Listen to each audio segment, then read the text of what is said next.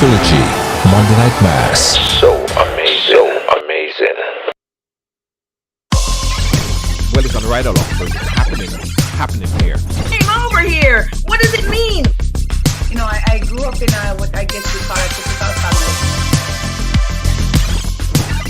We break all the stories, and that's just a fact. And that's why everyone has a story to tell. Right along live, yeah, it's the real deal.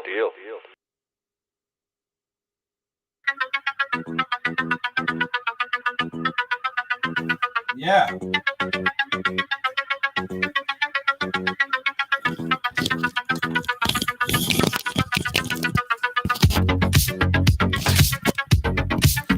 Yeah.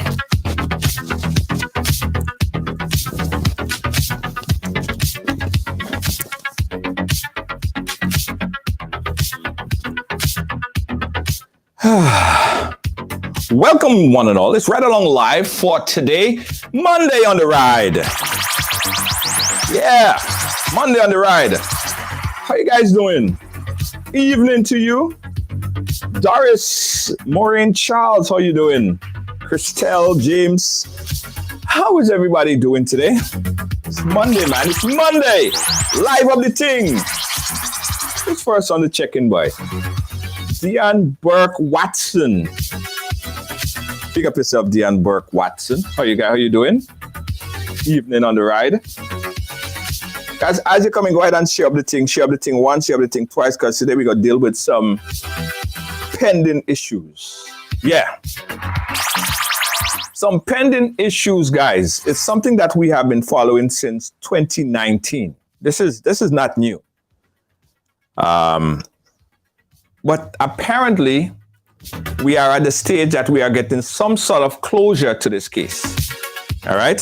So I want to update everyone about this particular case that we've been working on, give you guys some full updates on it, full clarification. I'm talking about the case involving this young man named Treverson Roberts. You guys remember the case back in 2019 when we broke it right here on Ride Along, right?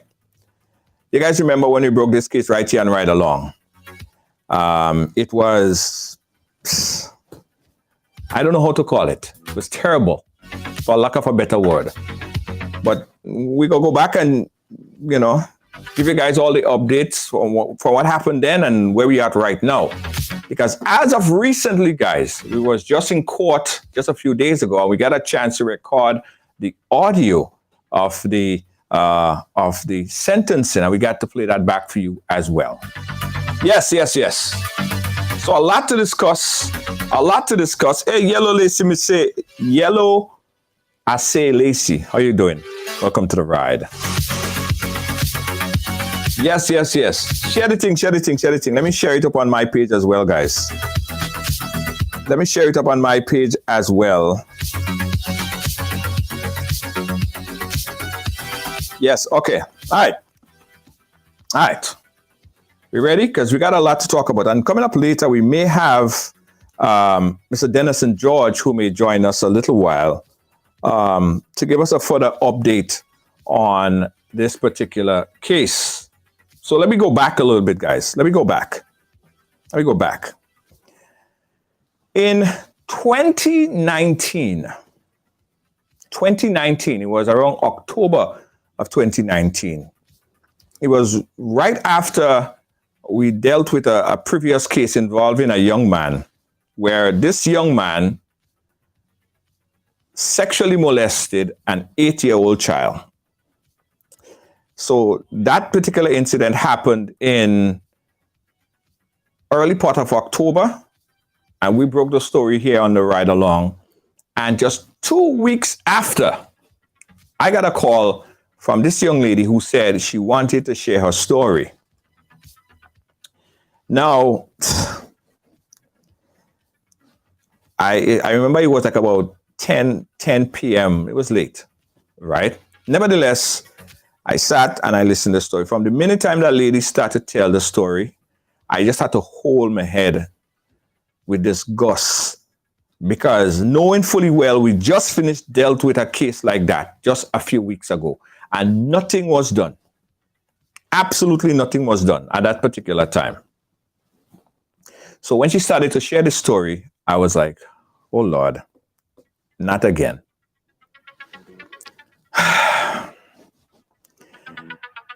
We quickly took action on the case, guys, and we decided to allow the young lady's story to be aired, which I'm going to share it back with you. Hold on.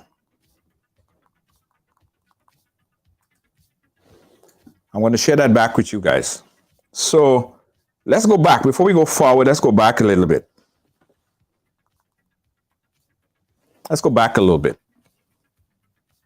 This was October of 2019 when we first broke the story.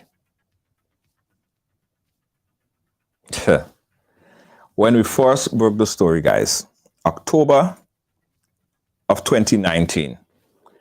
I want you guys to take a listen to this.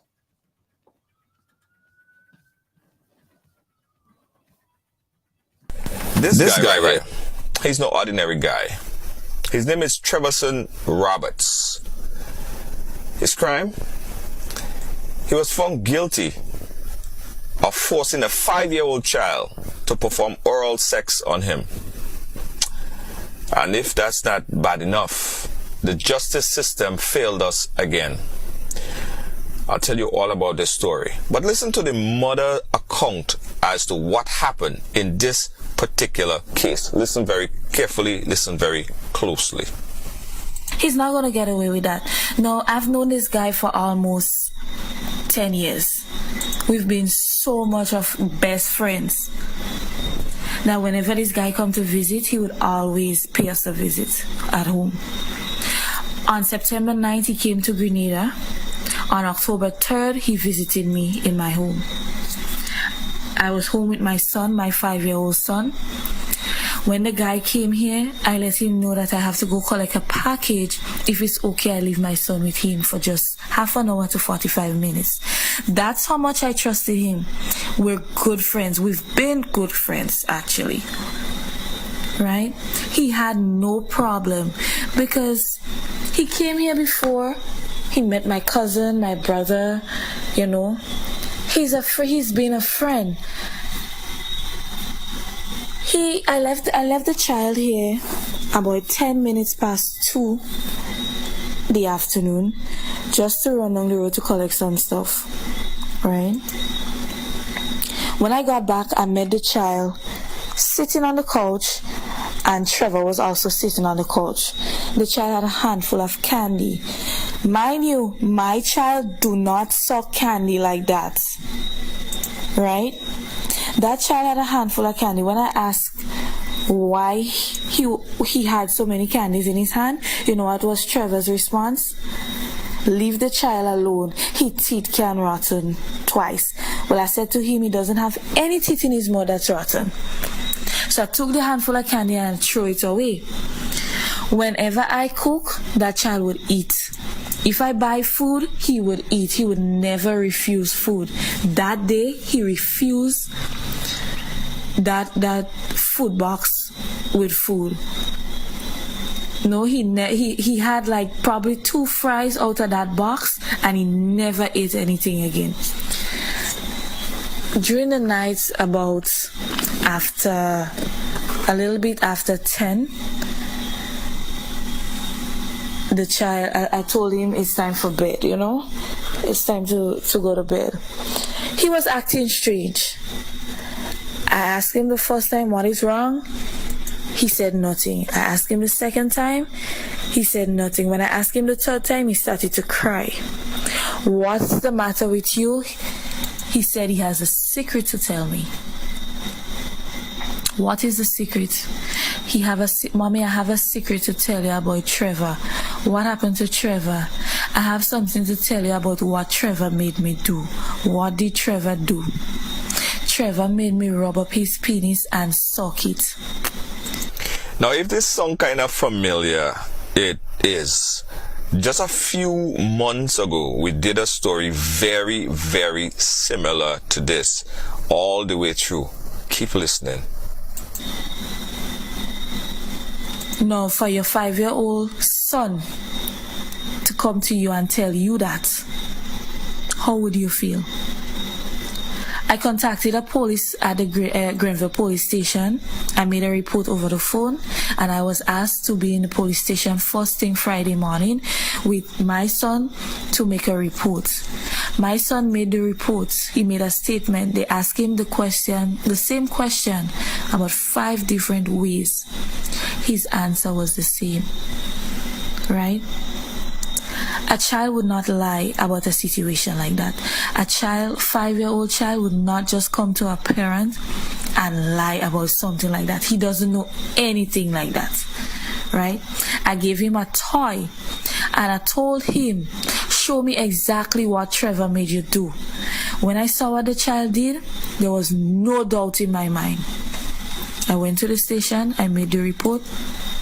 On Friday, I contacted Trevor, asked him where he was. But before Friday, that said night, when my son explained to me exactly what Trevor made him do, I contacted Trevor. I called him 3 times. He refused to answer. I sent him a message. He said he was praying. My goodness, the devil is alive. He said he was praying. Before he left, he took a picture with me and my son, and I asked him to delete it. Whatever picture he have with me and my son, get rid of it. Then I asked him, what did you do to my son today when I left him with you? And don't lie to me. His response was, didn't do him nothing. He was playing games in the living room on the tablet while I was there on the phone talking to my brother. Wasn't paying him no mind. What he said I did to him. Mind you, Trevor doesn't have a brother. He has a sister. So I said to him, you know exactly what you did. because he told me everything. He told me what you made him do, and you told him not to tell me. I said the child came to me and he told me that he has something to tell me about you. He said exactly what you made him do. Also, all of this conversation is in a WhatsApp message that was sent to us in its entirety. The entire conversation is on WhatsApp, all right? And it's going to be made available at the bottom of this link as well, so you guys could see exactly the conversation that was said. Because although this is bad as it is, this is not the worst. Keep listening, keep watching.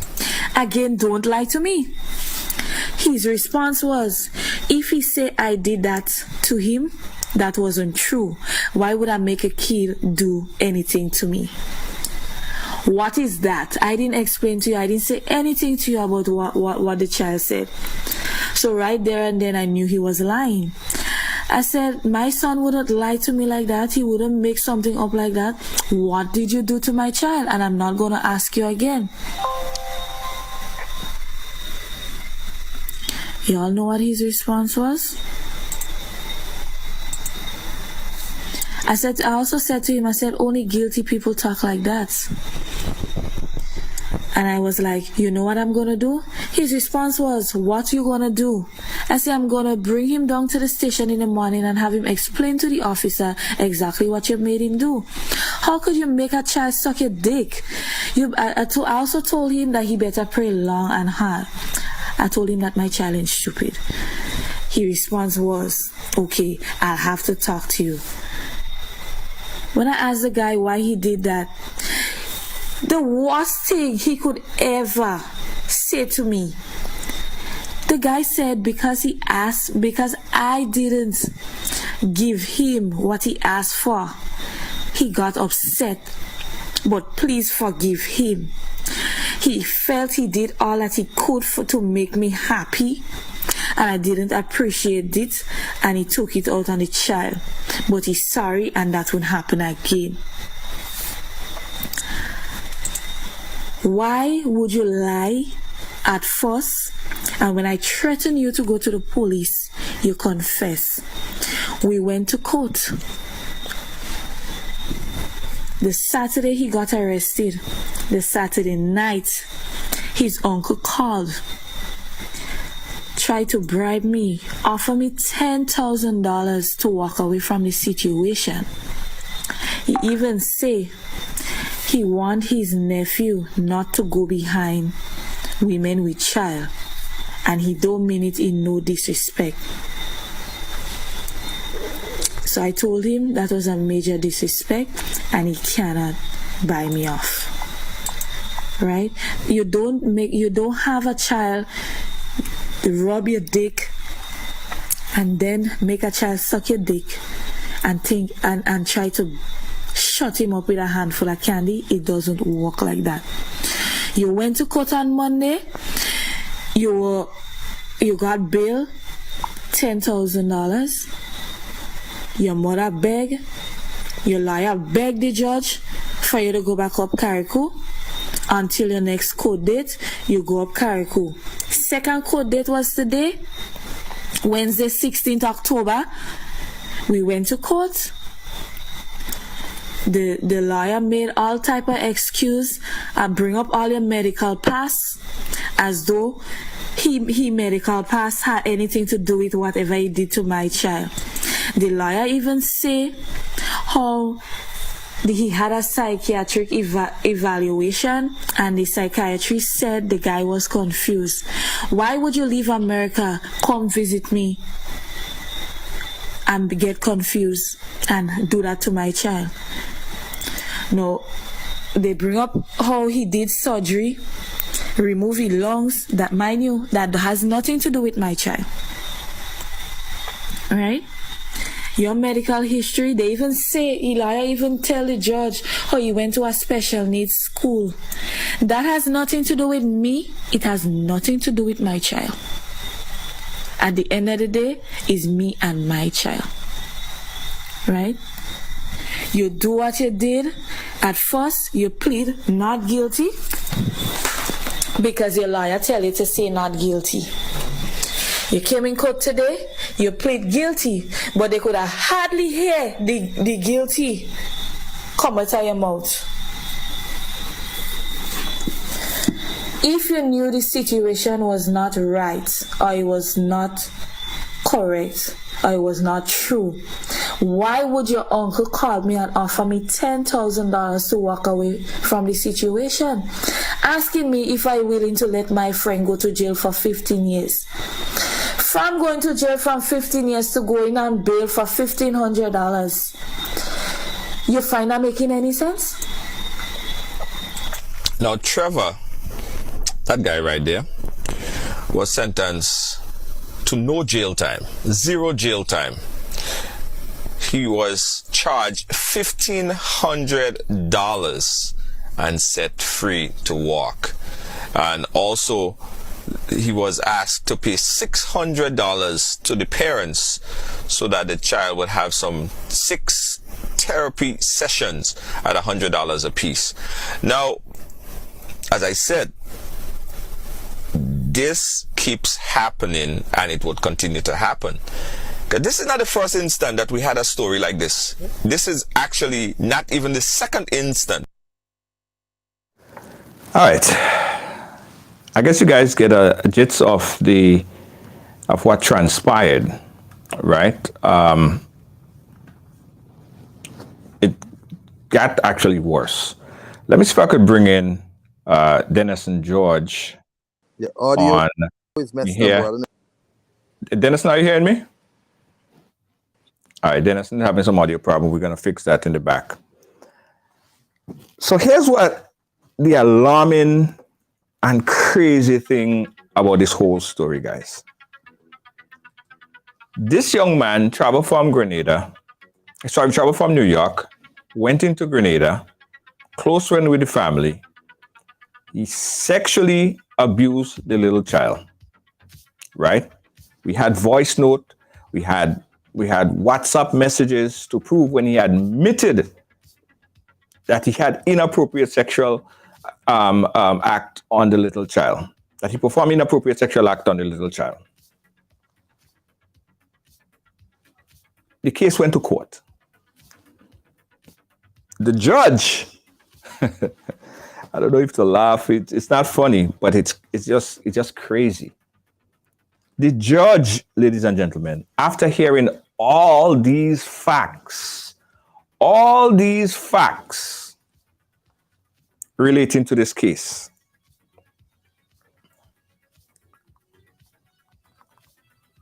let me bring Dennis on WhatsApp. After hearing all these facts in this case, guys, the judge essentially found, well, after he pled guilty, the judge charged the young man $1,500 and about $600 for 5 or 6 therapy sessions, and was left to walk free. I want to bring in Dennison, but he's having a problem with the video, so I'll bring him in on audio. Because Dennison would be able to join up the story a bit for us from his perspective. Let me get Dennison on. Dennison, are you hearing me? Dennison, are you hearing me? All right, he's not hearing me. I'll bring him in on the audio. $1,500, ladies and gentlemen, which went back to the state, and $600 for some 5 or 6 therapy sessions for the child. And the young man was left or able to walk free. Dennison, hang up and call. Let me call you on WhatsApp. I'm trying to get you on WhatsApp, to bring you in on WhatsApp.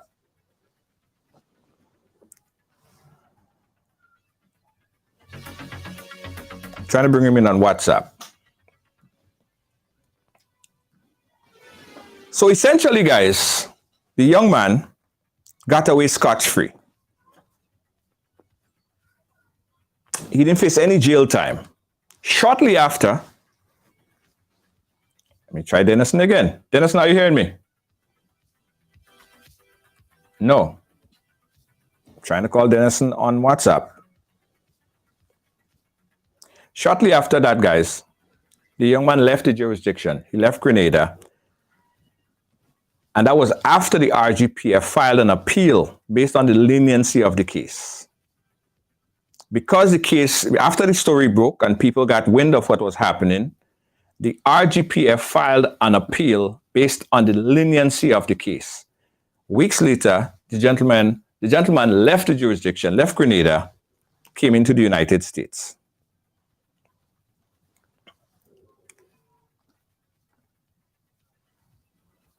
I'm trying on this one. All right, tell you what. Let's take a quick. Let me see if I could take a quick break so that I could get Dennison active so he could come on. Because I want his perspective on this. Hold on, no, let's not take the break yet. Let's wait a second.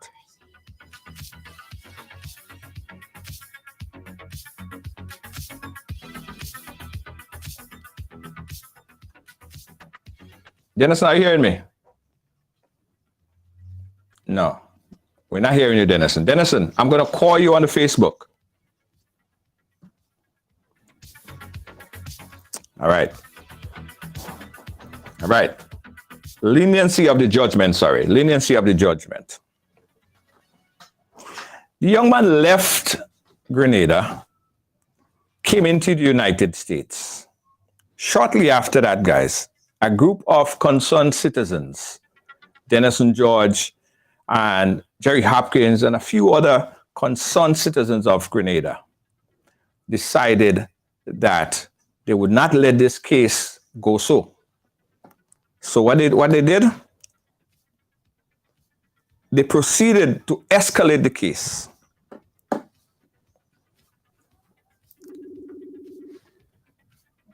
I'm trying to bring in Dennison, guys, because it's important that we get his perspective.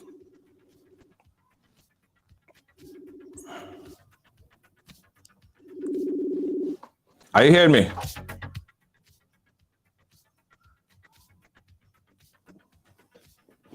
No, he's not.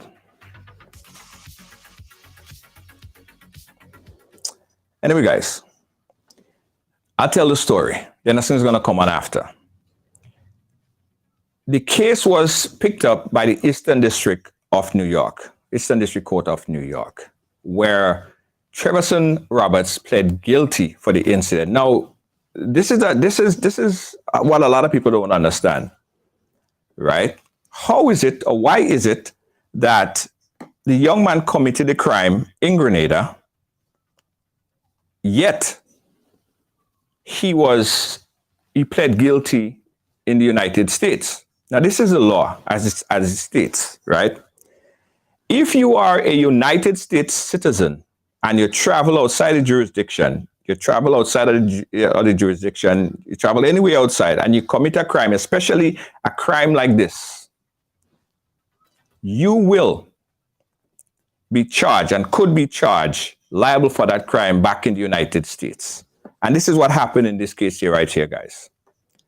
So he pled guilty for the act in the United States court. And last Friday, we had the sentencing, right? Now, we were in court. We were able to listen to all the parties. And I really wanted to get Dennis on this point because he also was there and he also got a chance to go through the case.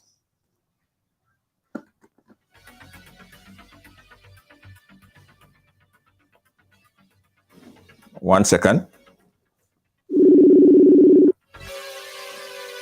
Let's just take a quick break, guys. Let me hook up with Dennison's audio and we'll come right back here and right along live. Don't move, we'll be right back.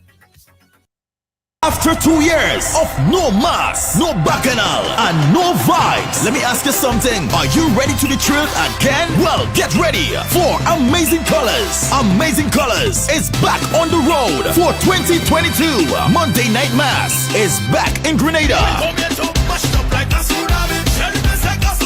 And this this year will be the most amazing return ever. Amazing Colors presents Trilogy, the largest and most colorful band on the road with over 2,000 strong. Whoa, that's a big band. Get ready to be amazing, thrilled, and excited. You wanna play Monday Night Mass? Then it's easy. Order your packages online now before it all sold out. Get them online on www.mnmgrenada.com or call 415-6174. It's Amazing Colors Trilogy. Unlimited drinks, all night, laser focus, high power glow sticks, head pieces, frontline, VIP outfit, drawstring back, and more. It's Amazing Colors Trilogy. Monday Night Mass. It will be amazing.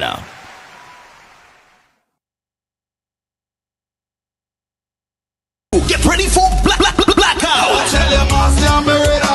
Saturday, July 30th, as the Carrico Regatta Festival Committee presents the Fete that will ignite the Regatta Festival. Going down at Hillsborough Tennis Court in Carrico. Bring your chains, bring your horns, as we feature live from St. Vincent. Grab a finesse. Grab a finesse. Alongside Carrico's very own Killer B, Slaughter, Mr. Golden, and the Rough Regular Band. With music by Youngboy Moore, Jack Almighty, and Scratch Kid. Action starts 9 p.m. and goes on till. Hosted by MC Maestro. Get your $50 tickets now from Gary Blair in Petty Martinique, the Regatta Jupiter, Carrico's Tourism Office, or any Regatta Committee member. Saturday, July 30th, the place turn over. It's Blackout. That felt crazy. All right. Sorry about that, guys. I believe that we finally got a chance to connect with Denison. Denison, could you hear us?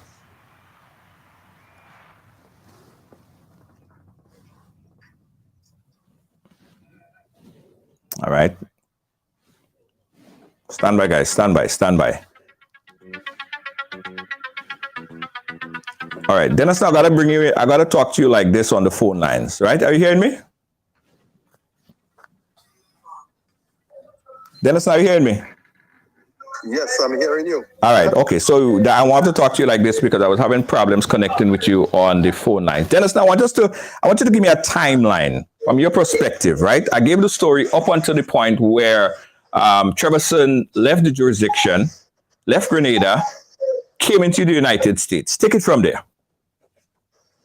Well, I'm sure you explained to your audience what happened in regarding the court in Grenada. Yes. He pleaded guilty. He was ordered to pay the family, the mother of the child, $600. And I think he was also ordered to pay the state of Grenada, I think it was $1,500, $1,500 to $1,200. Yes. And miraculously, he was able to leave Grenada on a one-way ticket back to the U.S.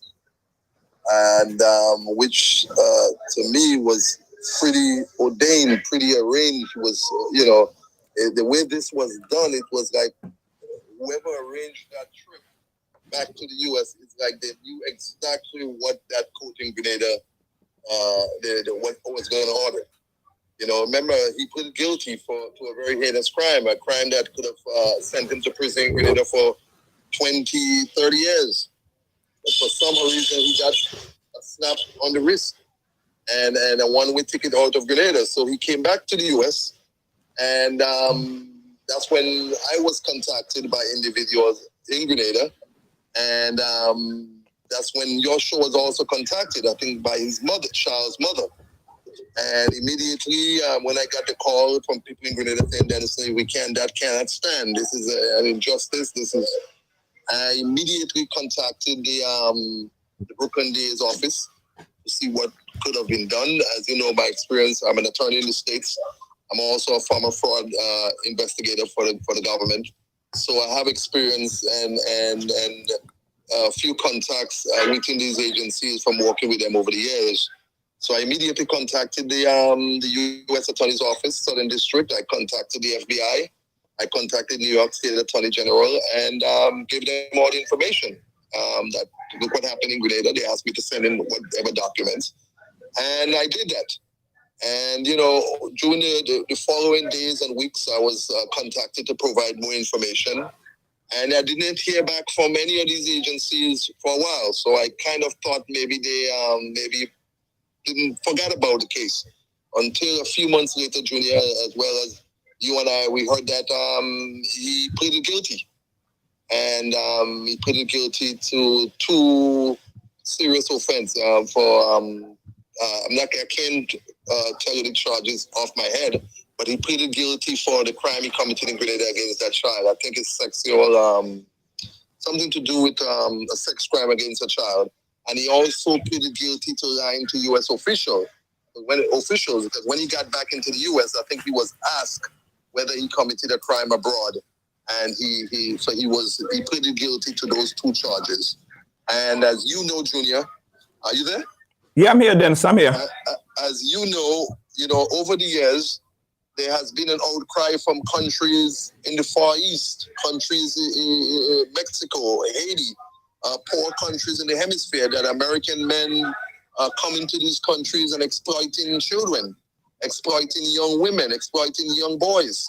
So in, I think it was 2003, Congress passed this law that if you're an American citizen and you travel abroad and you committed any sex crime against a child under the Children Exploitation Obscenity Section laws, you will be prosecuted when you come back to the United States. So when he arrived back in the United States, I am sure that he and his attorney believed that he was going to go free. But what he didn't know, that the U.S. arms of justice was waiting for him. And I was very impressed because there was about 5 federal agencies working on that case. I think they had the Homeland Security, U.S. Custom and Immigration, U.S. Attorney's Office, and the OC, I think it's the Child Exploitation Obscenity. That's an agency that was created around 1976 to stop the exploitation of American children. So the agencies got together and they were able to arrest him, and he pleaded guilty. After pleading guilty, he went straight to prison while he was waiting sentencing. And as you know, Junior, last week he was sentenced to 10 years in prison, federal prison, no probation and no parole. Yeah. So he must do 10 years. And not only that, Junior, after the people of Grenada, there was this uproar by the citizens of Grenada saying this cannot stand. The Royal Grenadian Police Force filed an objection to the sentence that he received in Grenada. Right. The Royal Grenadian Police Force filed an objection to that sentence before the OECS Court of Appeal, yes, in St. Lucia. Yes. So that matter is still pending there.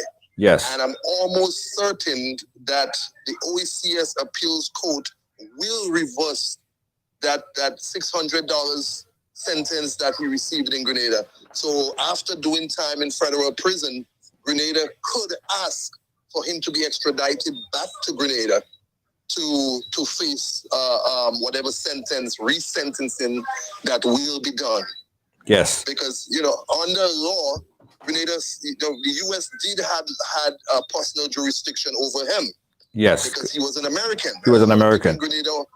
People in Grenada wants to know how come Mr.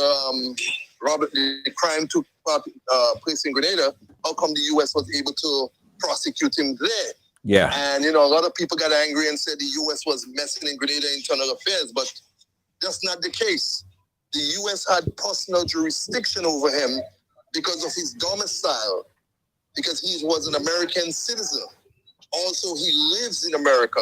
He was only visiting Grenada. The U.S. also had subject matter jurisdiction over him because he violated an American law, so which gave the U.S. courts jurisdiction over him. So the U.S. had both subject matter jurisdiction and personal jurisdiction over him. And Grenada, so do Grenada. Yeah. So he's still not out of the woods yet because he violated Grenadian laws, and he has ties to Grenada because he's also Grenadian. He has dual citizenship.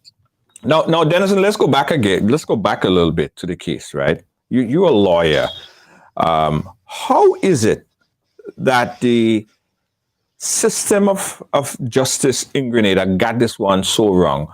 Who dropped the ball here? Because we had so much evidence, Dennis. Dennis, the man agreed. The man basically on the voice note that he left, that he sent her, he actually said, yeah, he did it.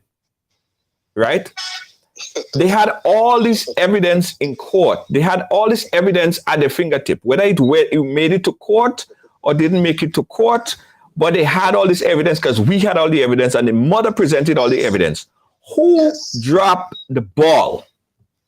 My brother, maybe if things was not different in Grenada today, maybe I would have been frightened to speak because, as you know, Mrs. Sturt, the attorney who represented this individual was also, and this is Dennis and George opinion, this is not Junior George opinion, Mr. Sturt was also the husband of the minister from Carriacou, under the NNP government. Now, this minister from Carriacou was the legal affairs minister. That means she was responsible for protecting children in Grenada. And what is so puzzling, why would the husband of the Minister of Legal Affairs, who is responsible for protecting Grenadian children, will go before a court and try to defend a sex predator, especially when he was pleading guilty? Yeah. You were saying that this would be something, as the husband of the Minister of Legal Affairs, you would run from. Yeah, but hold on. But before we go there, do we have evidence that he, in fact, represented? Yes. He was his lawyer. Yes, I'm 100% certain of that. He was Mr. Roberts' lawyer. Okay. And what I am going to say, as I say, I feel free to speak now, because as you know, he had filed a lawsuit. Mr. Stewart had filed a lawsuit against GBN News, I guess, trying to shut GBN up and trying to shut me up because these people were so arrogant that they own Grenada. They were so arrogant that their word is the last word in Grenada. But thank God, on June 23rd, the people of Grenada said, no, that's not the case. Now, let me say this. I have no doubt, Junior. I have no doubt that, and it's going to come out. I'm waiting for the federal papers to, the federal court after a certain period of time going to release all the information on that case. And it's eventually going to show what transpired in Grenada. I have no doubt, Junior, that corruption and political nepotism played a role in that sentencing in Grenada. That same judge in Grenada sent a man to prison for 3 years for stealing coconuts. 3 months before that. Right. You want to tell me with all these lawyers in Grenada, this kind of case was not even Mr. Stewart, that was not the kind of case he does. That was not his pay grade. And you want to tell me that he was sought out? That's not even his expertise? Come on, Junior. Nobody's stupid. Right. What about prosecuting the case? Because there were talk that a lot of information that was evidence did not even make it in front of the judge. He pleaded guilty, Junior. Right. So once he pleaded guilty, I guess that prevented a lot of stuff from coming out before the judge. But I could tell you this, my brother, and I don't care who sue me. Let Mr. Stewart sue me. I wanted him to sue me. Let me just say this to you. I have no doubt, Junior, regardless of if Jesus Christ, this guy came forward and he said, I did it. Right. He was recording from this young man to his mother, to the child's mother, saying, forgive me, what I did. He explained everything he did. And that judge still found it fair to charge him $600. She could have charged him any amount he wants. She could have sent him to prison for 20 years. I don't think the people of Grenada would have gotten angry. I'm hearing people saying, well, it was not that kind of case. It was a summary judgment case where her hands was tied. Her hands was not tied. Her hands was not tied. Grenadians would not have been angry if she sentenced that man to prison for 20 years. She should have sentenced him to prison for 20 years and then to let him appeal before the Caribbean, the OECS appeals court in St. Lucia, as the Royal Grenadian Police Force is doing right now. Remember, it's not only me that is saying that's unjust. The Royal Grenadian Police Force also came to the same conclusion. that this cannot stand, and that's why they appealed the sentence before the OECS appeals court in St. Lucia. Yeah. Guys, we're looking back at this case here. And this is the case, as I said, that broke on right along in October of 2019. And this was just mere weeks before another case broke. The only difference with this particular case was that, one, the individual in question is a Grenadian. He molested a young child and he got away with it. He got a mere slap on the wrist and he got away with it. This particular case was a bit different. The young man was an American and a Grenadian citizen, and shortly after, he traveled back into the United States. But he went from the fireside. They said he went from the frying pot into the fireside, because when he came back into the United States, that's when the United States had jurisdiction over him, because he's now an American citizen. Now, what we have, guys, is the some audio from the court where he expressed sadness and sorrow for what he did in the incident. But I'll play that back for you in a short while. But I wanna see how or what could be done, Dennison, from your perspective, from my perspective, from legal perspective, or what could we say to ensure that people get that message and don't think that they could go ahead and molest children and the justice system is just going to give them a slap on the wrist. What reinforcement, what can we say, what could be done or said to let people know that this kind of situation will not be tolerated? There are many people that's watching, and we will not just sit idle by and make stuff like that continue to happen to our young children. Well, listen, I think, Julian, if you ask me, to be honest, what happened, the change that we saw in Grenada on the 23rd of June with the election of a new government, that's the beginning. That's the beginning. Because what you had in Grenada, and trust me, Junior, this case is just the tipping point. You understand? I know of cases that is 10 times up case. Mm-hmm. You understand?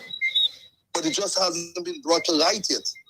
Some of them might be currently under investigation by the proper authorities. But the change on June 23rd is the beginning of something new in Grenada.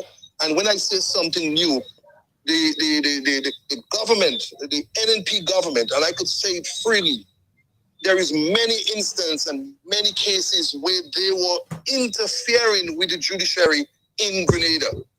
Remember, the judiciary in Grenada is supposed to be independent from the executive branch of government. Mm-hmm. But you had politicians calling into judges, you understand, and asking for favors.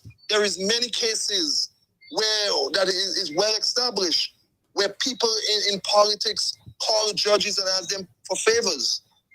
You know, so when you have a system where the political branch of government is interfering in the judiciary branch, you're going to always find things, situation like what happened in this case. But let me just explain this to you. First of all, this is happening in Grenada too often. You remember the case with the case in St. David's, where Ride Along had to basically broadcast about what was happening to that child before the Royal Grenadian Police Force moved in and arrested. You remember the case, Junior? Yeah. That was Lawrence, I believe. Lawrence, yes. Yeah. Lawrence Bell case. Yes. And what I'm saying to you is that this is happening too frequent in Grenada.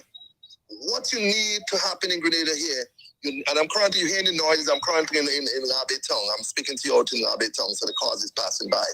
What needs to happen, Junior, is that you have to have a change in the system. Mm-hmm. First of all, you have to have a change with the laws. Too much of these guys are raping and with young children here, with young girls, and they're going to prison for 3 and 4 years and 2 years. Some of them don't even go into prison at all, and they're getting away with it. You need to change the laws. First of all, the first thing I think have to be done, the government have to classify crime, these sexual crimes against children, as what you call strict scrutiny crime. strict scrutiny crime mean that there is no mitigating circumstances, no excuse. Right. You have sex with and most United States have those laws, including federal laws. You have sex with a 12-year-old, no excuse. You have sex with a 15-year-old, no excuse. You can't say she looked older than I thought she was. She showed me a fake ID. I didn't realize what I was doing. I was drunk. Under strict scrutiny law, no excuse. Right. Only no excuse. Mitigating circumstances plays no role in sentencing and at trial. So if you declare these cases, because I've seen cases where in Grenada where the judge take into consideration, oh, she let him on, she showed him a fake ID. He thought she was older. Under strict scrutiny, that would be out. So first of all, the government has to classify these cases or sex cases against children as strict scrutiny crime. Now, the second thing you have to do, Junior, you have to have strict guidelines, sentencing guidelines. Yes. You have sex with a minor under 15, you go into prison for 20 years. You rape a child, you rape a woman, you go into prison for 25 years. Or death. You understand? Now, when you have these strict guidelines for sentencing, judges cannot deviate from them. They cannot grant political favors to people who they know or because they know this. Because remember, we live in a small society in Grenada. Mostly everybody know each other. Yes. But we cannot allow these judges to be swayed by political influence or economic influence. Because you know in Grenada here, the system is not fair. If Travis Roberts was some poor man's child from Paul's, from Guave, from La Poterie, he was going to be sitting in Richmond Hill Prison tonight. He would not have gotten the opportunity to fly to America if he was some poor man's child. You understand what I'm saying? And the only reason why he got away from Grenada is because these people have no respect. They had no respect for who the victim was. Because again, if he had no victim, because if this was a situation where this was some rich people child that he did that to, he would have also been at Richmond Hill Prison. But as I said, there was a lot of arrogance, political influence in these cases. And could you imagine these people, this judge that sentences, that gave this order, felt they got away with it. The people wouldn't say anything. It's okay, you know? So I'm just saying, you know, could you imagine that? The audacity of these judges and these people are involved in this case. But thank God the U.S. government stepped forward and they did what they did. And I'm not rejoicing of Mr. Roberts' situation. He's a young man. He made a terrible mistake. He has to pay for his mistake. And going forward, we just have to pray that this child receive the proper therapy so that this child would have a normal life. As you know, Junior, when that happened in Grenada, the government never stepped forward and offered the child any kind of therapy. We had 4 women ministers in St. Andrews. Not one of them reached out to that mother of that child. And that was sad. That was sad. That's what I'm telling you. The political audacity of these people, the arrogance of these people. And thank God the Grenadian people wake up on June 23rd and say, no more. Could you imagine that? None of these ministers from St. Andrews, 4 women, 3 of them are mothers. Some of them are school teachers. Not one reached out to that mother. But I'm going to tell you, all praise and all glory goes to that mother of that child. She fought for justice, Junior. And you know that because you've spoken to her in the past. I've spoken to her in the past. She fought for justice. And when she couldn't get justice in Grenada, she reached out to you and she reached out to me and she said, take this case to the American government. I want justice for my child. So we have to salute that mother. And as you know, the mother and the child was in the U.S., is currently, I think, in the U.S., and she was able to testify before the federal judge.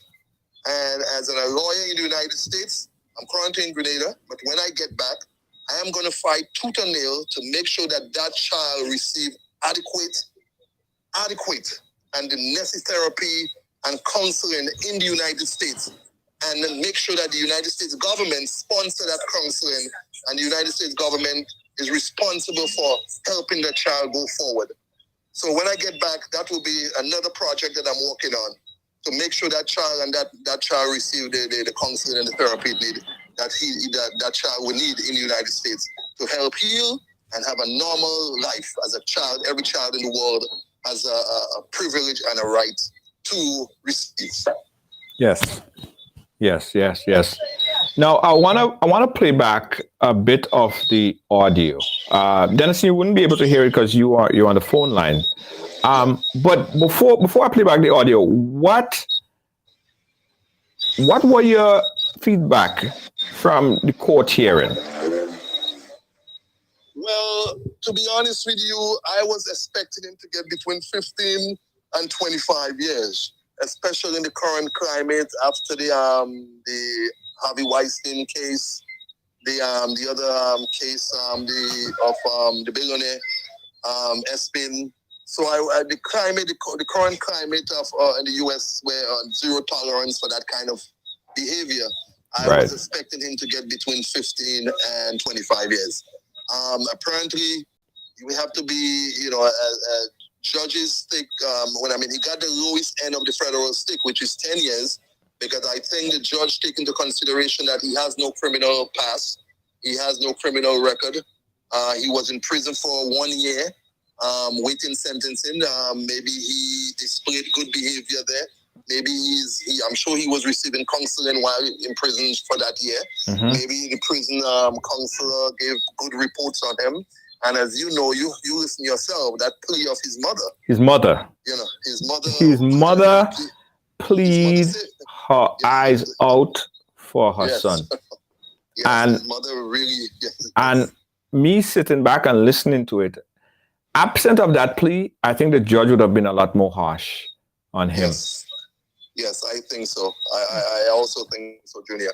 Yeah. I think that mother went all out to try to save her son. And but you know what?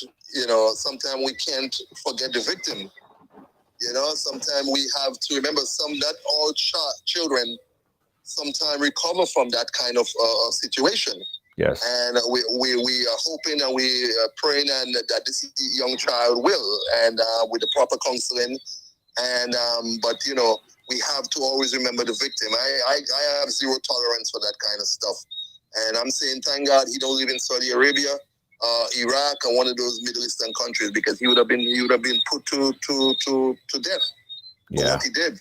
Yeah. So as much as his mother pleaded, I'm happy with the 10 years. I was a little disappointed. I was hoping for 15 to 25, but it is what it is, and the judge maybe taking into consideration the mother's pleas, as I said, his mother plea, and also the other mitigated circumstances regarding what maybe has led up to this young man doing such a heinous crime.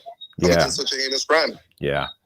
All right, thank you, Dennison. I'm gonna play back the audio, and sorry we couldn't connect to where we could hear you and see you, but we'll connect again another time. Yes, we appreciate your input on the hard work that you have been doing on your end as well. All right. Well, yes, my brother. And let me just say, we couldn't have gotten this far also without your program. Your program was the one that broke that story, and your program has been responsible for breaking many stories like this one, including the Robert Bell case. And, we as Grenadians have to protect our children. I know things is very hard here in Grenada. I know, financially, a lot of women, because of economic situation, find themselves with some of these kind of men predators and a little bit lapse on protecting their children. But I'm just saying, too, I don't want to just say women. Where are the men in Grenada? Where are the uncles? Where are the cousins of these children to, to go there and take these sex predators to task? In my days as a child growing up in Paraclete, if someone had committed such an act, the men in the village would take it into their own hands to handle this situation. Yes. So I'm just saying, we have to say, many people ask, where are the men, to step forward and protect our children? And let me just say this, Junior, I want to make it clear. There is a lot of men from the US and Canada and England that comes to Grenada during carnival time and looking for the youngest of the youngest to have fun with. just remember, if you come to Grenada for Carnival and you mess with one of these children here, when you get back to the US, you will be prosecuted. So for those who are looking to come to Grenada and have a good time with our children and the children here, just remember that. So, I just want to put that out there. But we have to stand firm, and the Grenadian government and the court system have to do more to protect children here. They have to do more to protect the children of Grenada. And when these men step forward and do this kind of heinous act against children, they have to guarantee that they're going away for 20 and 30 years, and even castration or death. And that's the only way and the only time we're going to take this thing serious and bring an end to the situation. Thank you, Junior. All right, thank you so much, Dennis and George, there for the hard work, taking it from where we left off with the story and ensuring that the mother get full justice. Now, guys, I'm going to play back the audio of Treverson Roberts in court, all right?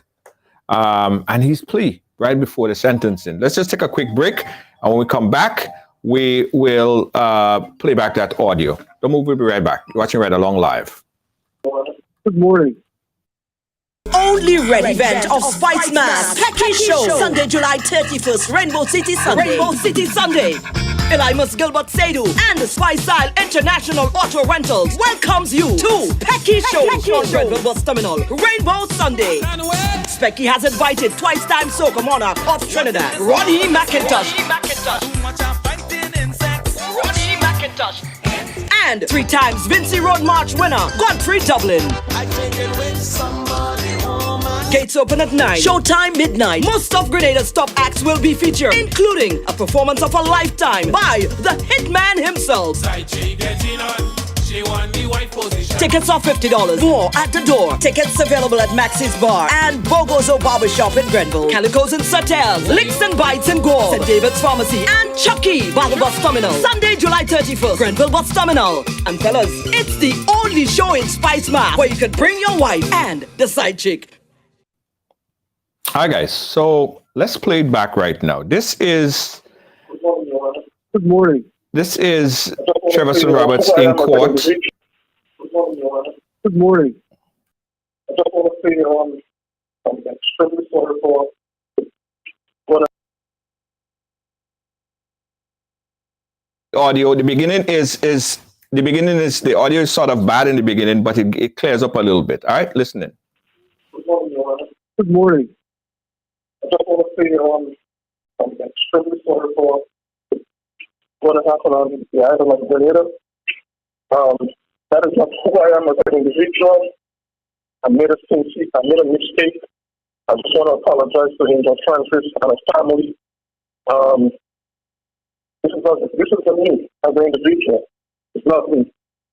And my record speaks high value. That's not me. I made a mistake. I apologize from the bottom of the people of my heart. I'm very, very sorry. I never felt like this before in my entire life. I just want to say I'm very, very sorry. Very, very, very, very, very, very sorry. That's not me. I've never given trouble in America. Never. Never, ever. That's my first time ever getting in trouble with the law. And I'm extremely sorry. I've always been a working person, helping my grandparents in the island of Calico. I've always helped my mom, even being in here, being incarcerated right now, it pierced me very heavily at this moment. I love helping my family, especially. I'm very family oriented. I like helping my family, and a situation like this definitely help. Put me in a very, very sorry moment. I just want to say I'm very sorry to the family, to Angel Francis, my name. And I just want to say I act like this will never happen again. Never. My record speaks volume that has never happened before. And I just want to say I'm very sorry. Thank you. All right, thank you.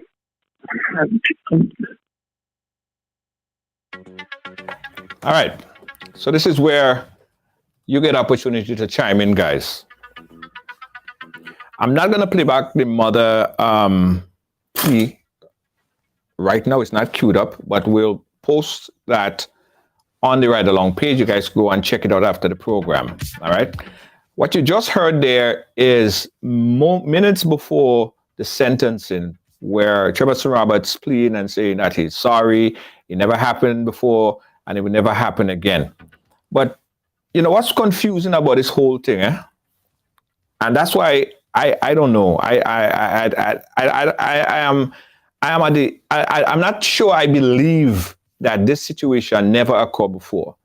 If you listen to the mother's story, right? If you listen to the mother's story, where she said that he gave the kid candy and he bribed the kid, you know, this kind of things on them, it's obvious that he planned or he knew how to seduce these children into this type of acts before.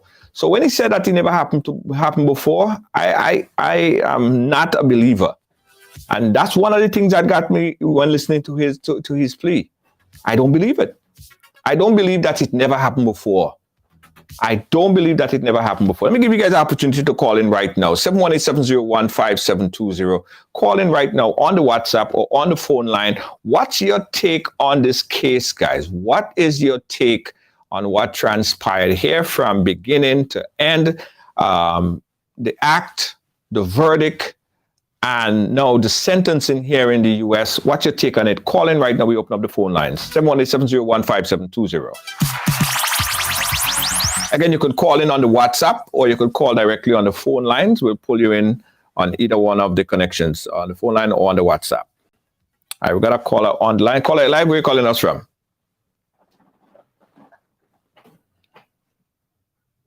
Brooklyn, New York. Yes.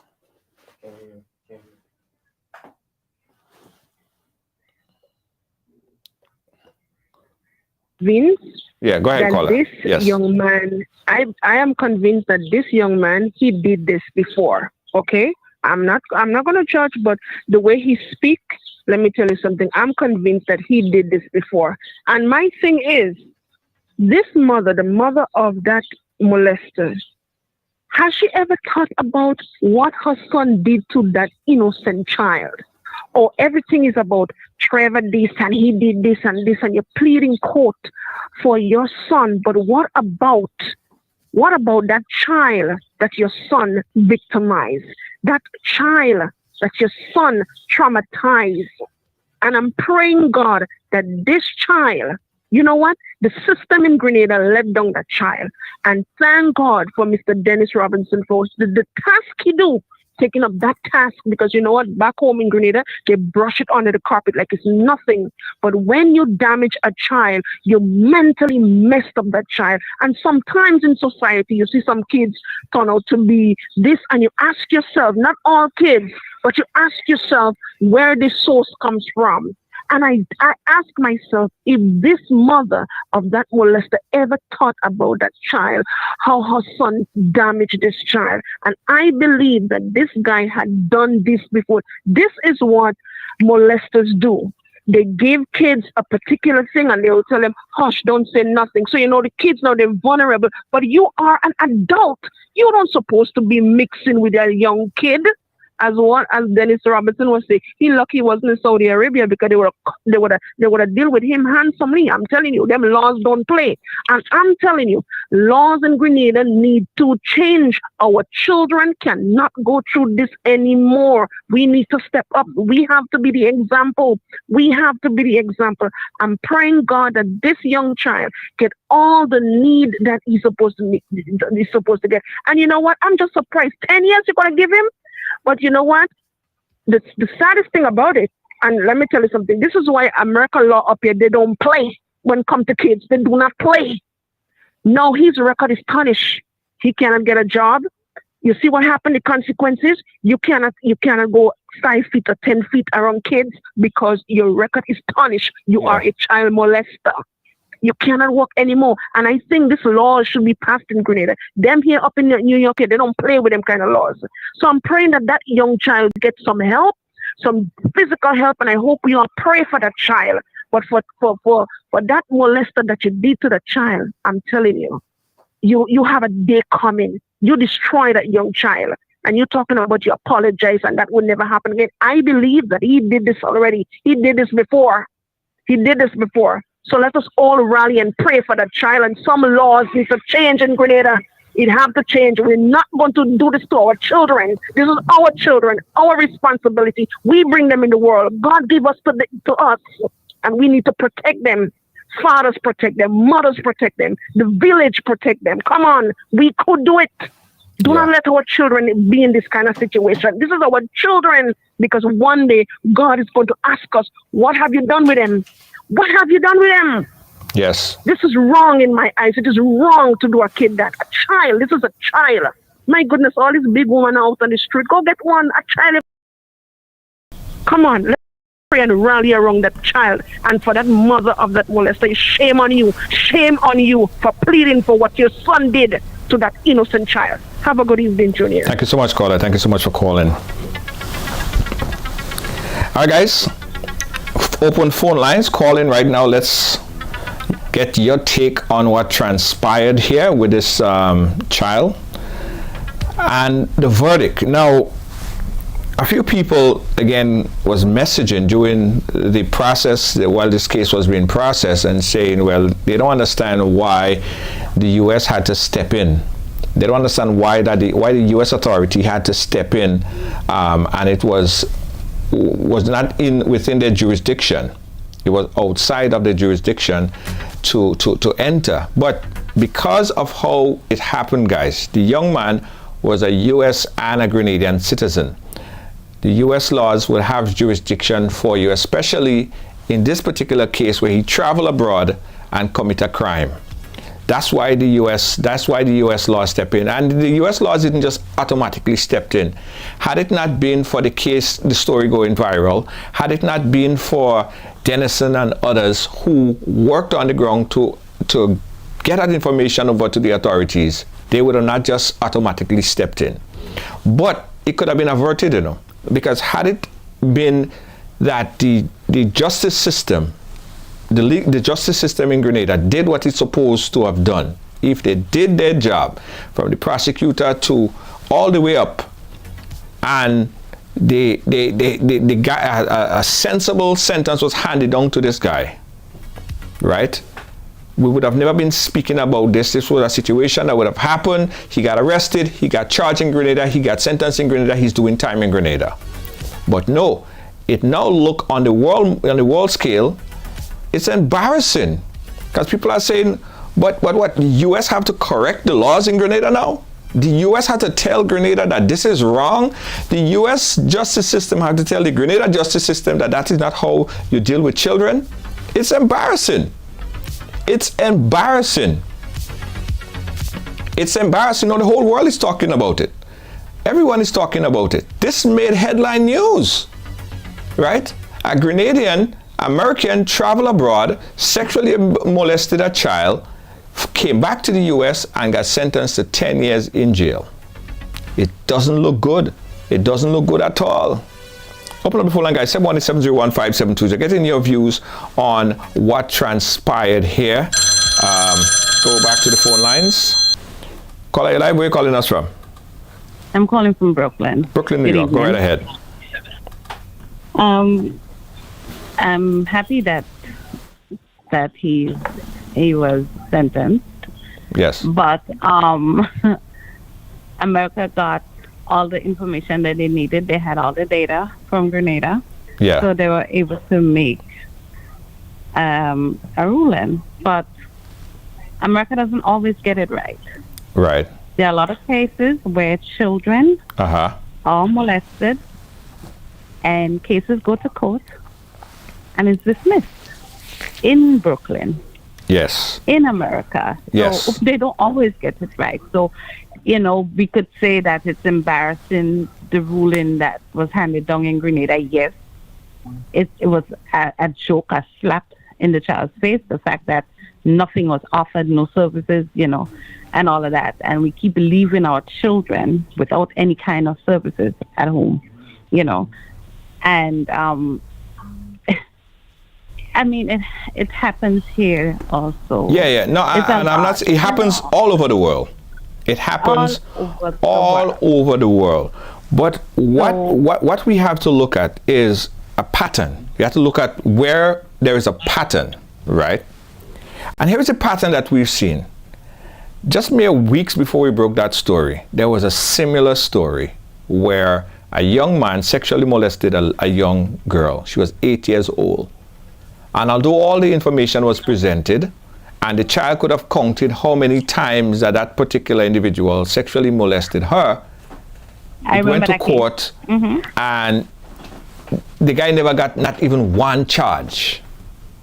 He walked free. Just mere weeks later, this incident popped up. The man walked free. So the optics of it, the story behind it, the writing on the wall, is that is how the justice system treats children, right? Yeah, but you see, in a small population like Grenada, where you have within a month, you have two similar instances where the court handed down very lenient judgment on the accused, and they both have to do with sexual molestation of children. The optics doesn't look right. I'm not saying that it don't happen in America, it don't happen in Canada, it don't happen in England. It happens. It happens. But this is another instance that show, put the mirror in front of our eyes and say, take a look at us. This should not happen in at least back to back like this in a small country like Grenada. It should not happen. Consistently, the optics does not look good. Well, I mean, the laws have a lot to do with it. Training is also very necessary, because one of the things that anytime I start to think about it and how they interview children in Grenada, I get very angry, because what you're doing is re-traumatizing a child. Yes. When a child is sexually abused, you don't re-question the child. That's not, you don't do that, because you're just causing more trauma to a child. You have one person do the interview. The police and the child protection worker, they observe the interview and take their notes from there. You don't ask a child, a 5-year-old, what time of day it was. Yeah. That's something that was just bugging me out. I don't understand how it shouldn't a happen. 5-year-old You're right, it shouldn't happen. What time of day it is. You don't ask a child that. You ask the child what was on TV, what were you doing at that time? You know, was it morning? You ask questions that a child can relate to. So it's training and retraining, and it's not just the workers, it's also the police and everybody that's supposed to be involved in protecting a child and keeping a child safe. Yeah, absolutely. You know? Absolutely. So have a good one. Thank you. Yeah. You're welcome. 718-701-5720. We're taking your call. Let's know your reaction on this story here, guys. It was October 2019, as I said. October 2019 when we got the call. But I'm saying, what if we never got the call? Or what if we didn't take the call? Or what if the video never became viral? What would have happened? Jump back to the phone line. Caller, live, where are you calling us from? Hello? Hello? Hello? Yeah, hi, go right ahead. Where are you calling us from? I'm calling from the UK. UK, go right ahead. Hi. Just to add to what you're saying, or what transpired tonight, I was really baffled by this. And when I heard the news that he got sentenced 10 years, I was so happy. I was so happy. This is just crazy. What is the Grenadian government doing for our children? And this is my personal views. My personal views is that this guy and the judge and the lawyers, everybody had to be paid off. That judge needs to be disbarred. Because that judge is not doing anything to better our nation, to help our children. Yes. This is just crazy. I trust me. The news. When I heard the news, I was so happy. And as that caller from before said, that young man, he did that before. Just the fact that he kept stressing. I've never done this before. Whether you did it before, you didn't do it before, you did it now. And his mother has to be ashamed of herself to be going and plead for her child. Your child destroyed another child's life. How that child's supposed to grow up? What if he decides, okay, he's gonna grow up a faggot? I mean, come on. There's so much factors surrounding what could happen to that child. That's all. Thank you very much. All right, no problem. 717-015-720. And we don't want to use the derogatory term that she just used, okay? All right, let's leave that one day. Again, 717-015-720. Let's get your reaction on what transpired here. The young man came into in Grenada, sexually molested a young child, got charged only $1,500. $1,500, and that $1,500 went back to the state, and $600 for some therapy sessions or so. All right, and he was free to walk. I was saying earlier, what if the mother decided that, okay, she was not going to make that call or not take it further? That would have been another statistic. And you know the funny thing about it is, there are a lot of young people that are being sexually molested every single day. Every single day. And some of them have been sexually molested by people in high authorities. There are allegations of sexual molestation on a daily basis. And oftentimes, guys, we broke a number of those stories. There was the allegation of that we broke with Bell in St. David. You guys remember that? Just about a year or so ago. That case is still ongoing, and we're still looking at it.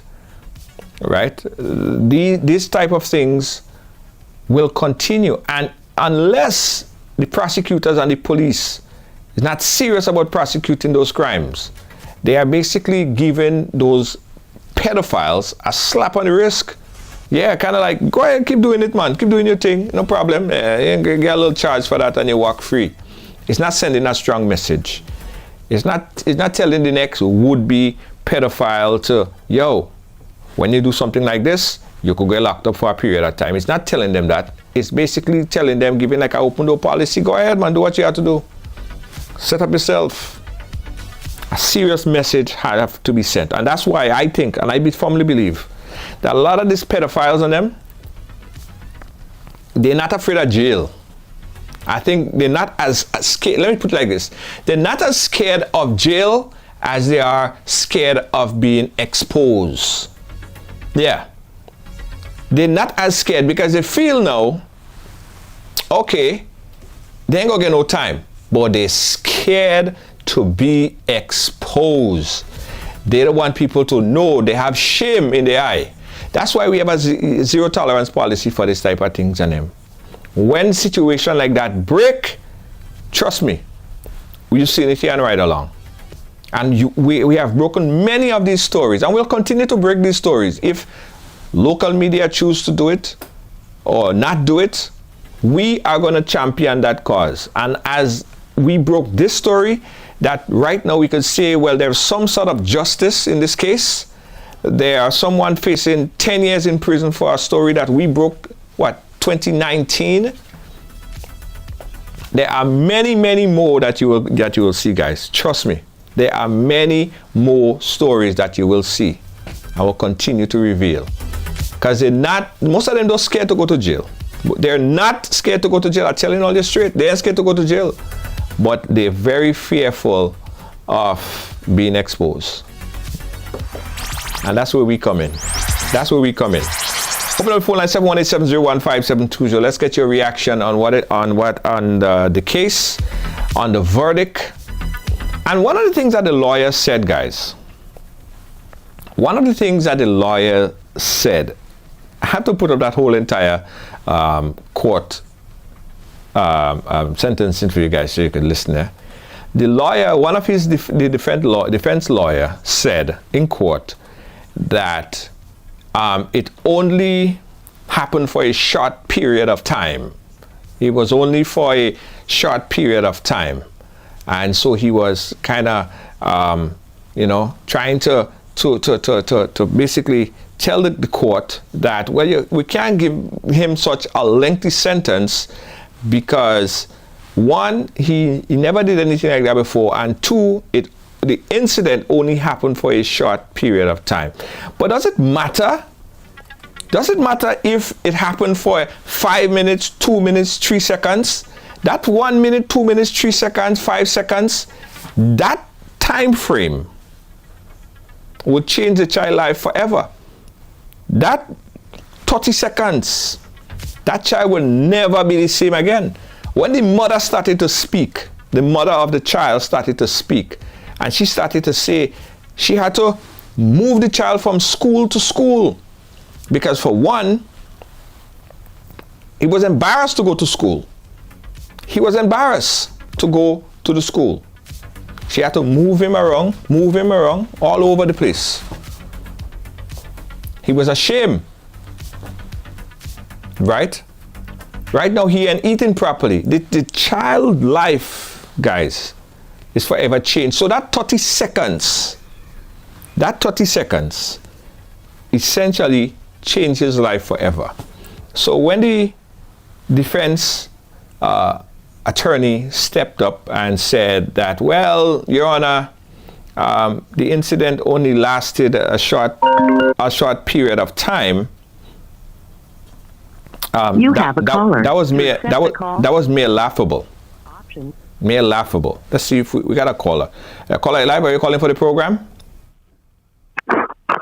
I'm calling from Houston. Yes. Hi, caller. How are you doing? Could you hear me? I'm doing good, Junior. How are you doing? I'm good. Junior, I followed this case from the first day that you broadcast that case on live.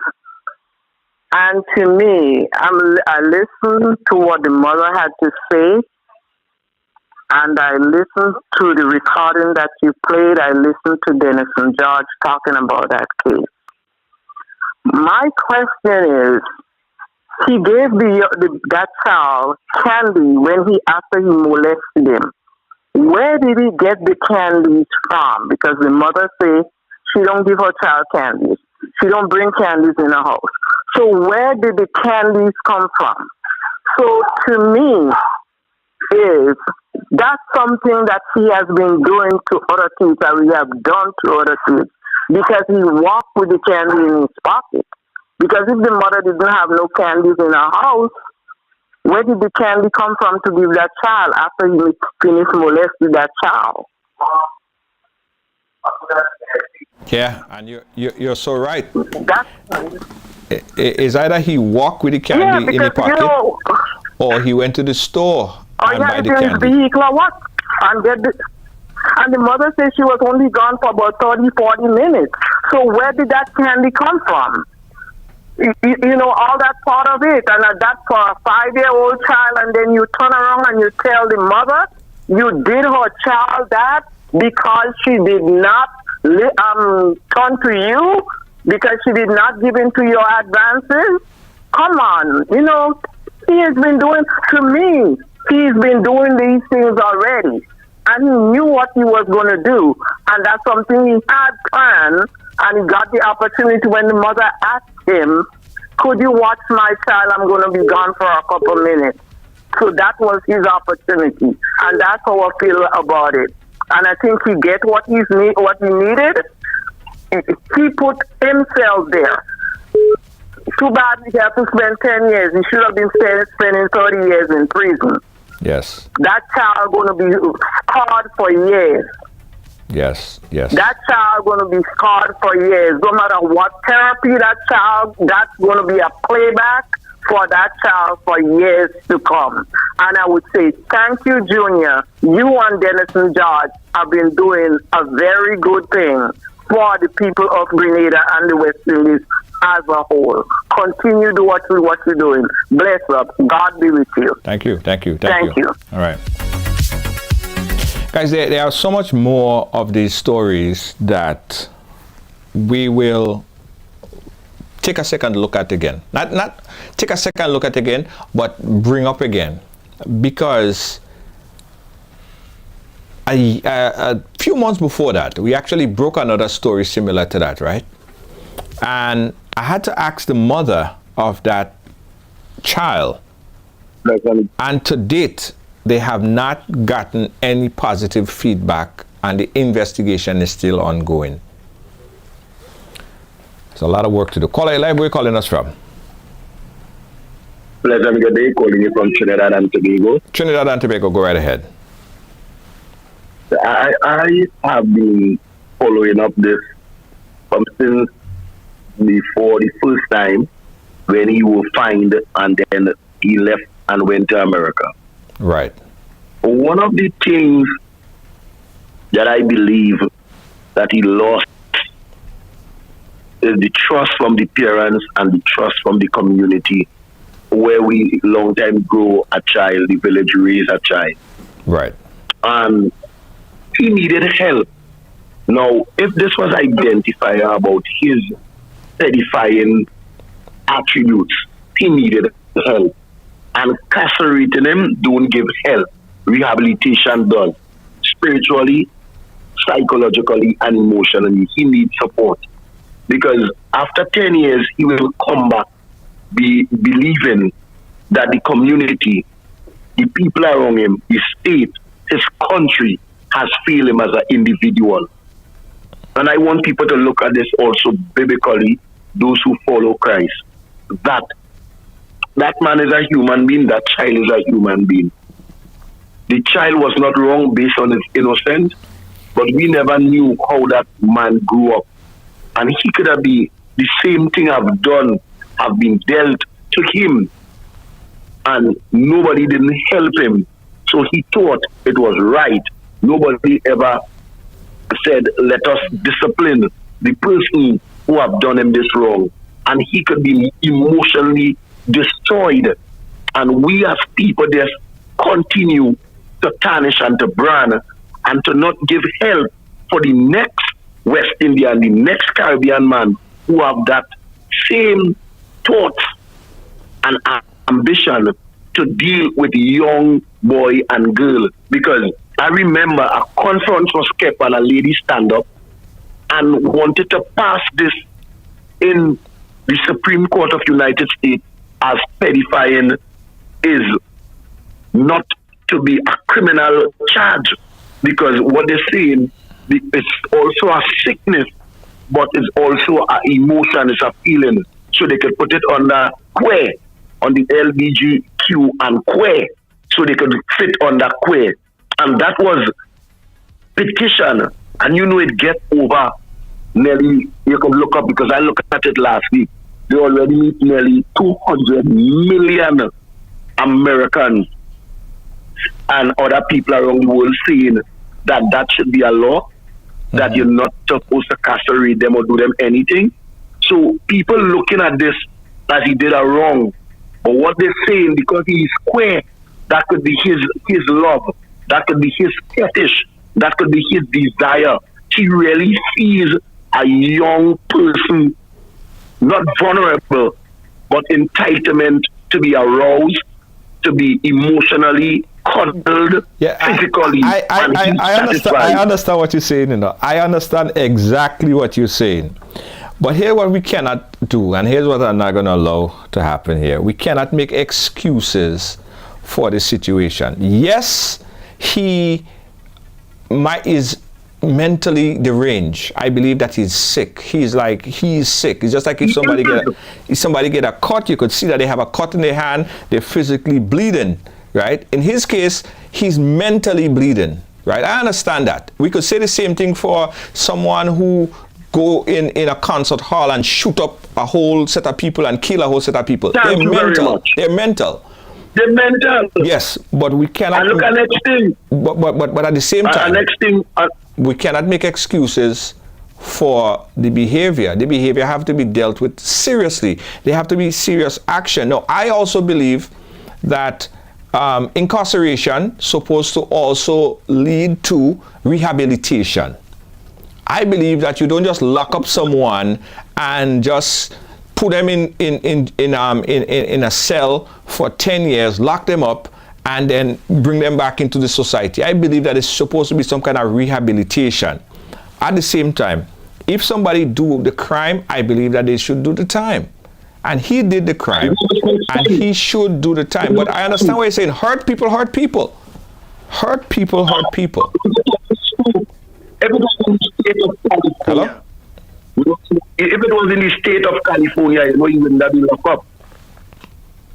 If? That is another thing. If it was in the state of California, he will not be behind bars. Why not? Because as I told you before, the university there and about 30 other universities made a petition to now put that behavioral pattern under queer. And remember, queer is now a law, which you know, LBGQ and queer. Come on. So we have to understand that the system is also encouraging men and women who have that type of behavioral pattern to be acceptable in society because of queer. Queer is now a study. I don't know that to be a fact. I can't agree because No, you research it. You could research it. Okay. You could research it. And what I will do, since I am on WhatsApp with you, I'm going to send you the petition. I'm going to send you the whole.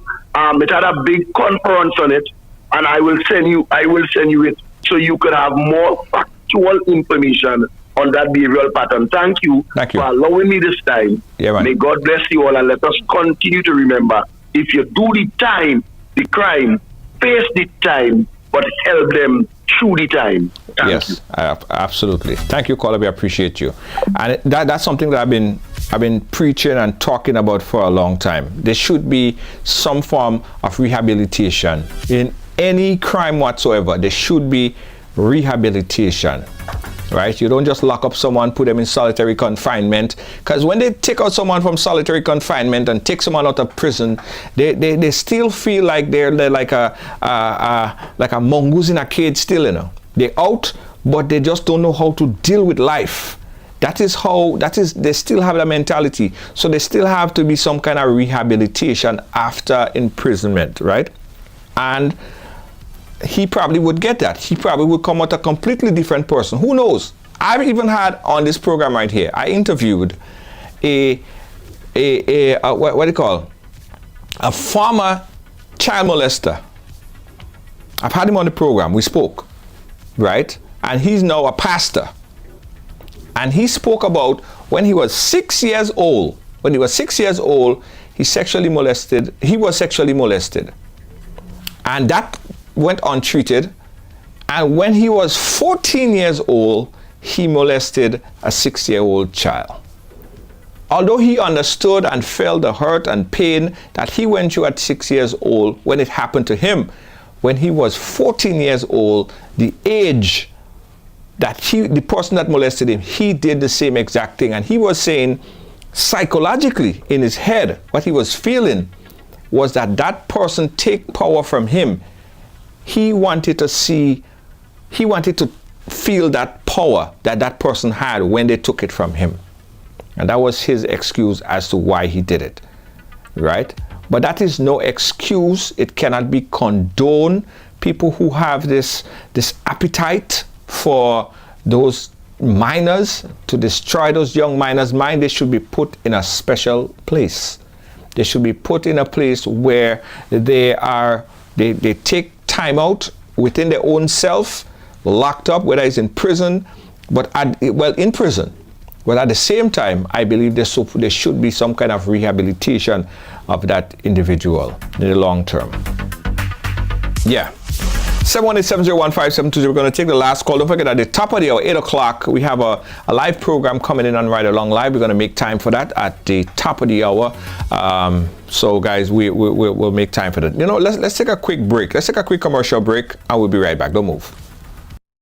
After 2 years of no mass, no bacchanal, and no vibes, let me ask you something. Are you ready to be thrilled again? Well, get ready for Amazing Colors. Amazing Colors is back on the road for 2022. Monday Night Mass is back in Grenada.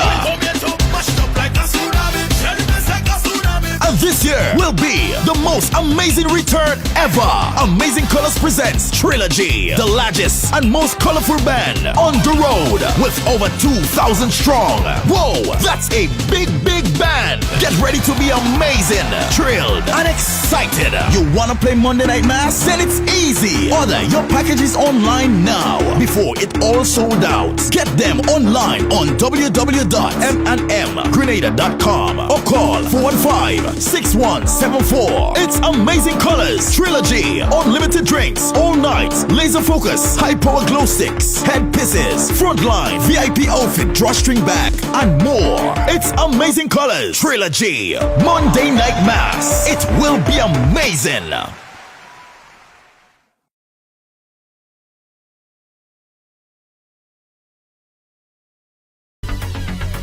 Again, guys, we thank you for watching. Thank you for being a part of our program today. I just saw a comment. I want to just talk a little bit on Natasha Charles said, but you know, that don't make no sense. I don't know which part of it that don't make no sense. So if you could just give me some more information. If the part where I said rehabilitation, to me that makes perfect sense. I believe that there should be some kind of rehabilitation to incarceration, right? Someone that get locked up, they should have some way, some sort of treatment of sorts while they're incarcerated, especially if they're going to come out in 10, 15 years or so, because they're going to come back out in society. The idea about it is to try to avoid them from getting back in there, right? Trying to avoid them to getting back in there. So let me see, to Natasha, if you want to call in and explain a little bit which part of it that didn't make much sense to you, I'd be happy to talk a little bit more about it. Or if it's the part with the young man who said that he was a former child molester, yeah, that was his story, because it is still facts that hurt people. People that are hurt and they are mentally, I'm no psychologist, clinical psychologist of any sort, but people who go through traumatic experience, very traumatic experience, oftentimes they turn around and perform, in some cases, not in all cases, the same to other persons, right? We've seen it before. It's not new. What have to happen is that person have to be ready to accept the fact that they are sick. It's a illness, guys. It's a illness. It is essentially an illness. When someone could look at a young child are running around and playing with toys and feel somehow attracted to them in a sexual way, that is sick. No, it is a sickness. It's a sickness that you can't see. It's not like they bleed into the eye or they have a big cut coming down the chest and you could see blood. No, you can't see it physically on them, but their mind is warped. Their mind is not functioning. They have no rational, they can't rationalize. It's hard for them to rationalize. You know, sometimes you could do something, right? And something is in the back of your head is telling you, nah, don't go that far. Hold back on this a bit. Or don't do that. Hold back a bit. You see that little thing in the back of your mind that does tell you to do that? That's irrational. That's like they say, like a little man on your shoulder telling you, oh, don't do this, because you might get locked up for it. Or don't do this, you might get this for it. Or just something that is irrational. Some people don't have that little voice in the back of their head. Some people don't have that voice at all. Right? They can't rationalize. They just can't put things into perspective. If something happened, they act. That's it. No rationalization. They have no stops, no blocks. They just do, and they don't think about the repercussions of what they're doing. They don't. But these people, guys, they are really ill. They are sick. And the problem that a lot of us have in the Caribbean, is that the many times some people decide, okay, they're going and see a shrink or talk to a psychologist, it's because they say, oh, this and that. Nah, sometimes you have to go and talk to a shrink, man. You have to talk, tell your stories. We're so pent up with anger, and we take it out on the children, we take it out on our wives, we take it out on, and some women take it out on their husbands. And that's a fact. Yeah. Anyway, guys, I'll close by saying this, right? Final words. In this particular case right here, I'm saddened for the mother of the young child. I'm saddened for that mother, because I believe that that young child's life will change and change forever. He would need a lot of intervention, a lot of assistance going forward. And I hope that the appropriate jurisdiction take it upon themselves to help that young child and the mother go through life. It's going to be difficult going forward. It's going to be difficult going forward. But it's a good first step. It's a good first step. And I'm appealing to the powers that be on the island, guys.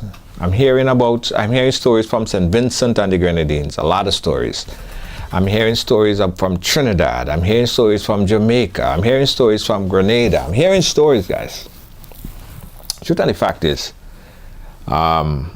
we need to take it seriously. We need to take it seriously. The children are the future of our nation. The future. They are the ones that are going to lead us. They are the ones that are going to be the doctors, the lawyers, the politicians, the nurses. They are the ones that are going to be presiding over us. When we're in our old people home, they are the one that will preside over us. And the example that we set right now is how they would grow up to be. That is how they would the thought process, their life. Think about if we have a whole generation of children that's abused or taken advantage of. What kind of people that we're going to have presiding over us in the next couple of years? We have to think about that. We have to think about that. Anyway, thanks for watching, guys. We thank you so much. Don't forget, Ride Along Live is where everyone have a story to tell. Yeah, where everyone have a story to tell. And we're not afraid to break the big stories, as we did in many, many times. People getting locked up, people getting fired, people getting moved, people getting replaced because of a lot of the hard work that we do right here on Ride Along. So if you have a story to tell, call us and let's send your story viral. Let's make a change, all right? Let's make a change, serious change, and that's why we're here. Ride Along Live, where everyone have a story to tell. I would like to say thank you to all of our team here at Ride Along, to our producers, our senior producer Lois JJ, to our moderators Kibbs, Gail, Deanne Fraser, in the studio with me, Jacoby George. Thank you so much, everybody at Team Ride Along. We say good night. Catch you guys again tomorrow. Williams Funeral Service serve you with dignity and compassion as you mourn. Every day, we embark on the journey of life, and one day, the journey will end. It's on that day that you can entrust the celebration of life of your loved ones to David Williams Funeral Service. Call 718-291-3823. One of the region's biggest cultural events returns. Let's go sail it, Carnival now. CRF, the Carrico Regatta Festival 2022, July 22nd to August 1st. Keeping the tradition alive while adjusting to the new normal. Be part of the experience with the grand launch on Friday, July 22nd. Live band music, awesome entertainment at the tennis court. Thursday, July 28th, the Regatta Night Cruise. Shades of Blue. Friday the 29th, we head to Windward for the trial races, yacht race, and the big night welcome party. Saturday 30th July, it's the Round the Island boat race and Blackout, the Soca edition, Hillsborough Tennis Court. Sunday the 31st, boat races, on-show activities, live band at the Esplanade. Then on Monday, it all culminates with the final boat races, on-show activities, donkey race, and greasy pole. Prize giving and the closing ceremony with live band and entertainment at the Esplanade. CRF Carrico Regatta Festival 2022. Sail by day, party by night. For more info, explore Carrico and Pini Martinique YouTube, Instagram, and Facebook page, or contact any member of the committee. I don't care about what they say. Just rest it down in the past. Keep them in away. I can't stress about that. I'm booking a solo flight. Don't give me nobody pass. See if you don't like my style. I can't stress. Get busy now. Dang dang dang, nigga the ganga dang. If you have good energy, come and let we jam. Dang dang dang, nigga the ganga dang. If you have good energy, come and let we jam. Dang dang dang, nigga the ganga dang. If you have good energy, come and let we jam. Dang dang dang, nigga the ganga dang. I can't stress about people. Stop depending on people. You have to do what is right for you. Choose happiness over evil. No, I ain't saying that everybody bad, but look out for the backbiters. Them acting skills is 10 out of 10, but I can't stress about that. Don't care about what they say. Just rest it down in the past. Keep them in away. No, I can't stress about that. I'm booking a solo flight. Don't give me Only red event of Spice Mass Package Show. Sunday, July 31st, Rainbow City Sunday. Rainbow City Sunday. Elimus Gilbert Seydu and the Spice Style International Auto Rentals welcomes you to Package Show on Redwood Bus Terminal. Rainbow Sunday. Specky has invited twice-time soca monarch of Trinidad, Ronnie McIntosh. Ronnie McIntosh. And 3 times Vincy Road March winner, Godfrey Dublin. Gates open at 9. Showtime midnight. Most of Grenada's top acts will be featured, including a performance of a lifetime by the Hitman himself. Tickets are $50. More at the door. Tickets available at Max's Bar and Bogozo Barbershop in Grenville. Calico's in Sutels, Licks and Bites in Gore, St. David's Pharmacy, and Chucky by the Bus Terminal. Sunday, July 31st, Grenville Bus Terminal. And fellas, it's the only show in Spice Mass where you can bring your wife and the side chick.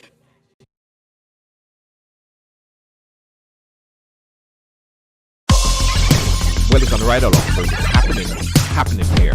Came over here. What does it mean? You know, I grew up in what I guess you call a typical family. We break all the stories, and that's just a fact. And that's why everyone has a story to tell. Right along live.